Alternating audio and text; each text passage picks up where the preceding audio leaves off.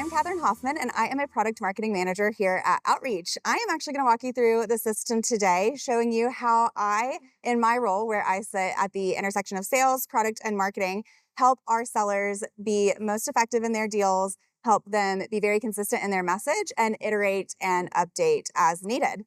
So we're going to take a look at a couple different things. We're going to look at some opportunity management, both from the standardization perspective, as well as how I get brought in on bespoke requests, product update requests, things like that, as well as how I update myself on those opportunities if I am being brought in on the deal, and then how I look at our message and content and iterate as we move through the tool. So we're starting out here in our opportunity success plan. I worked with our enablement team, RevOps, marketing, sales, you name it, to sort of build out a very standard process here in Outreach for our sellers to take all of our prospects and customers through. But a couple things in my specific role that are very value added. When our sellers do a demo for a customer, for example, one of the things that we want them following up with are our product tours. They are our use case tours where anyone can go in the system and sort of check out, get a refresh, etc.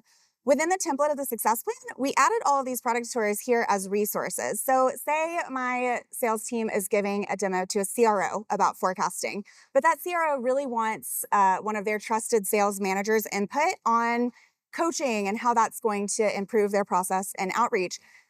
Obviously, our team can have that conversation with them, but they can go here and take a look at the Coach and Improve product tour. Now, certainly this is on our website and folks can find this, but one of the benefits here is when a seller shares this plan, they're going to be notified when anyone looks at this content. So from their perspective, they get really granular real-time insights on the opportunity. And from my perspective, I make sure they have exactly the resource that I want across the entire organization. So whenever I update this, all of those plans are updated. Another way that I potentially get pulled in on opportunities is for bespoke requests like ROI tool, asset prep, or maybe a bespoke business case. And here we really standardized the process, looking at what our top performers were doing. And you'll see that in some of these internal only steps. So we really help ramping reps know exactly the steps to take to be as effective as top performers.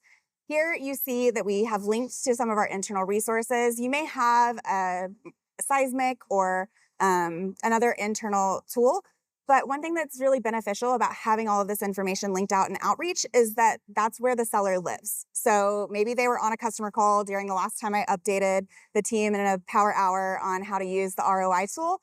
They don't need to necessarily know that it's going to be right here. So we have all of that with all of their subtasks to do. One of those could be to create a task for me as a product marketing manager to join. So maybe this is a larger enterprise deal. It's a bit more custom than our standard ROI tool, and they want me to be collaborative in that process. I'll take a look in a moment at where that's going to show up on my 360 page. But for now, just know that they can actually tag me in any of these subtasks. The last piece here is going to be like a customer reference. Now, every customer doesn't need a reference call. Maybe they're a current customer, et cetera. But our customer marketing team also has a process for getting our potential new customers connected with our current customers. So sellers can go through this process and tag in the customer marketing team, et cetera.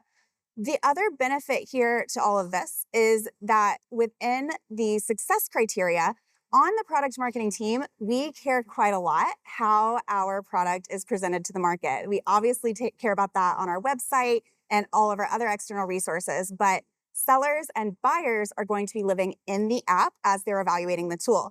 So within each of those use cases that we, again, have those product tours that you will see here, I've also added those workflows that we want every single buyer considering as they go through an evaluation. So again, retain and expand, that's a really, really important part of sales that, maybe you're talking to someone who isn't as involved in that side.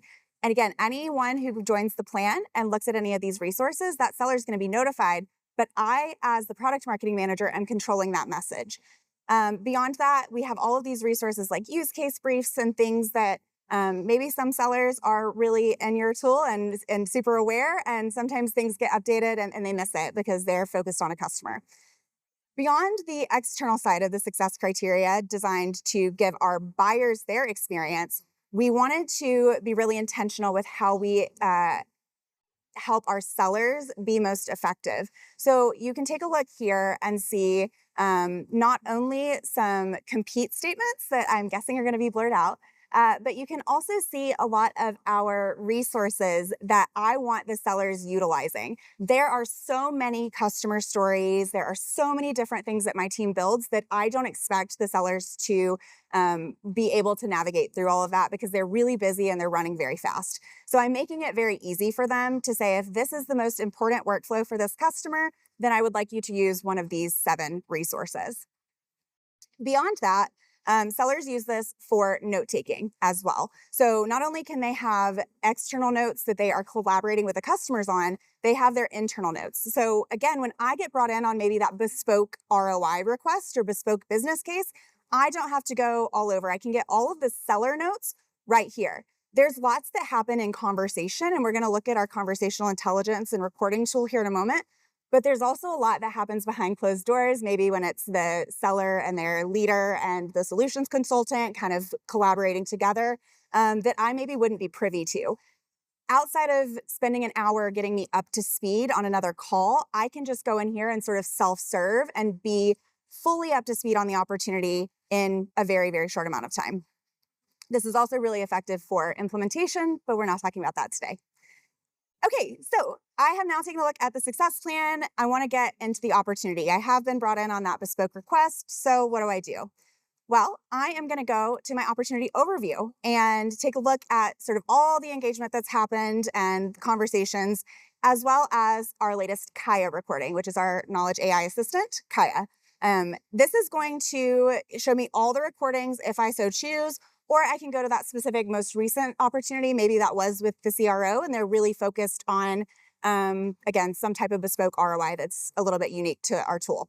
So I can go here, I can see the meeting summary. I can ask the tool any questions. So outside of that, internal sync meeting that we may have, I can get most of the information that I need within Outreach itself. This is also really valuable because our sellers can create links to either share internally or externally. So they do this really often when a top customer says, hey, I would love if, because lots of you guys have wish lists, and they'll share that with our product team. And we then can have all of the context for that conversation, again, without having to be brought in on an internal sync meeting. Beyond that, the ways that I leverage Outreach are going to be managing both my tasks. So we'll take a look at that really quickly, and then we'll look at how I manage some content.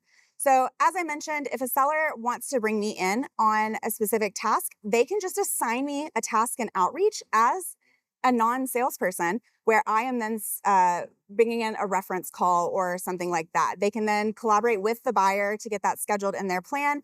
But for internal opportunity management, where every single piece of that is living in Outreach, this is really, really effective. So beyond that, we are going to take a look at how I utilize Outreach content. So now we're going to take a look at our sequences and some of that more content and message focused resources. In Outreach, I can quickly see if the message that I have crafted for engaging either new prospects or maybe inviting to one of our conferences or maybe an upsell motion. So we utilize our products and purchases feature to expand our customers. That can trigger a lot of this content. So say I have a customer that is coming up on their renewal and they are only using a third of our book of products. Outreach can alert my seller to that. I can establish a trigger so that 6 months ahead of that renewal, Outreach automatically enrolls that seller in the sequence and utilizes our message to reach out to that current customer to have that renewal and upsell conversation and kick that off. I certainly think that what we write is great, but my feelings are not necessarily data backed. So what's really, really impactful here is I can leverage the score insights on our sequences and see how many sellers have enrolled folks in those, how often those triggers are going off, as well as how engaging those are for either our customers or prospects, how many folks are responding, booking meetings, at what point they are doing that. And I can really define and iterate our message from there.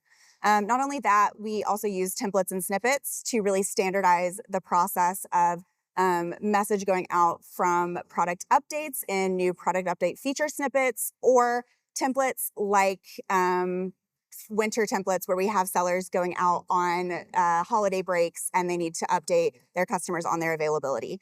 So those are some of the ways that I leverage outreach in my role as a product marketing manager to really scale my team, our message, our content, and make our sellers both as effective as possible and consistent as possible so that we can really iterate, measure, and improve our processes.